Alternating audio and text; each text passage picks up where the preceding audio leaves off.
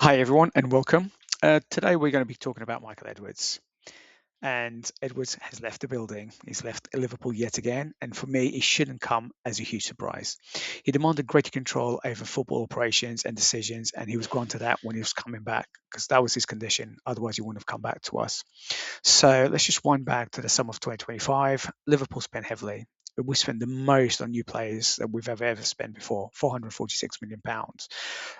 Obviously, we saw some players, so the net position is it was a lot less, granted. But the reality is we bought a whole bunch of new players, and the expectation was that the record transfer window would make a team stronger and more competitive. Instead, we limped to a fifth place finish on the Prem and only just qualified for the Champions League. And then let's just remind ourselves that we did actually win the league at the end of 2025, so we had a strong squad, and that was effectively Klopp squad from the previous season because no other acquisitions were made.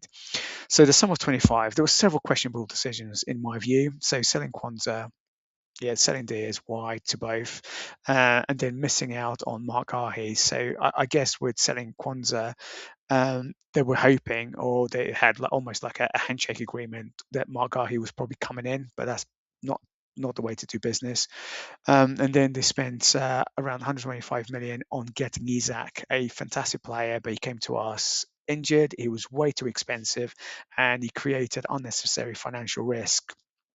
And what I mean by that, we bought him for 125 million. He's been with us for like 10 months. So you amortize that over 5 years, that's 25 million a year.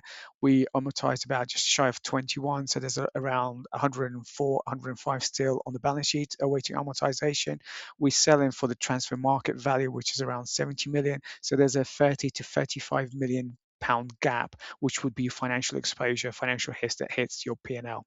So hopefully that made sense. If not, just put something on the comments and I'll elaborate a little bit more on that.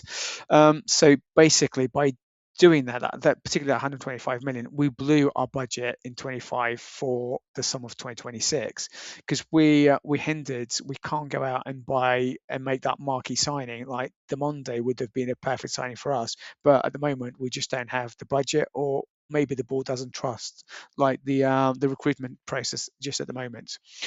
So going back to Edwards, one of his key objectives was to help FSG buy a second club as part of a multi-club model.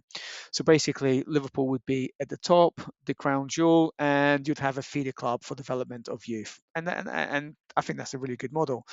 However, that never happened. In my view, this would have been a simple thing to do. I've made a personal suggestion before. Maritimo from Madeira, my hometown team, I love it. They're a small team, but it would make perfect sense. They have a newish stadium with a capacity of just under 11,000, and it's all-seater stadium, easy to get to, decent location.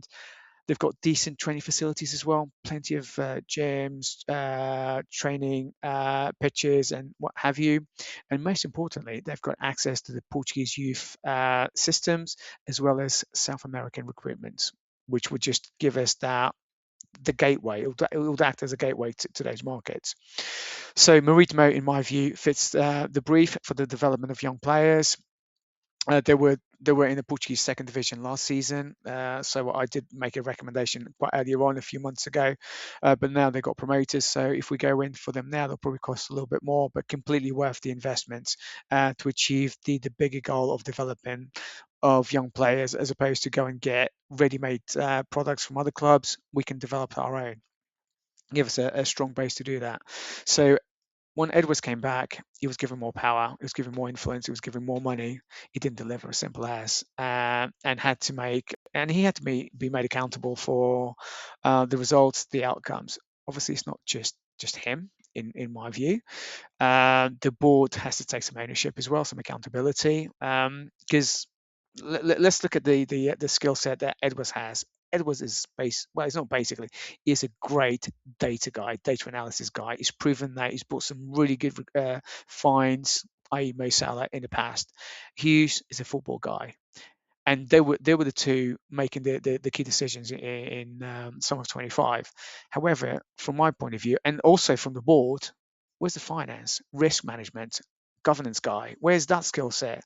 That wasn't part of so much part of the decision. It did exist, but it was at a tier down. So that kind of gets diluted, I guess, because if the person making the decision doesn't really understand it correctly, then it just waters it down. So anyway, the board has to take accountability, like I said. They needed to put good governance in place. They challenged the decisions, managed the risk, and ensured financial discipline, and making sure the club gets value for money. That is really, really important. This was completely missing. And my final thought on this is that the same principles that apply for business, just simple business, apply in football clubs. Football clubs are businesses now; they're huge businesses now. Liverpool, we turned over 700 million last year. Hopefully, one day we can turn over a billion someday soon, without increasing prices to our loyal fans too much. We need to find other revenue streams, but you need great strategy, you need great risk management. Financial discipline is so important, and accountability. And that's how I look at it anyway. And hopefully that's useful, that made sense. But any clarifications, please drop me a message, what have you. And then if you enjoy that, please subscribe, like, and share. And I'll see you next time. Ciao.